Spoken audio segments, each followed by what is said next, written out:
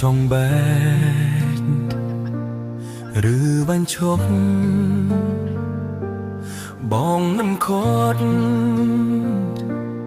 ពងងារឡើយ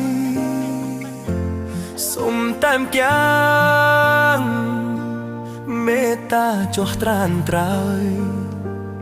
កុំយកបងជាឆ្លើយជន់ឈ្លីបេះដូងភក្តីឈប់យកលេសមកបញ្ឈឺមិនចង់លឺមិនចង់យល់ទុកឲ្យបងស្ងប់ចិត្តផងនឹងមុលព្យាបាលភាពអំពុលស្លាកស្នាមអនុសាចាស់អូនមានថ្មីហើ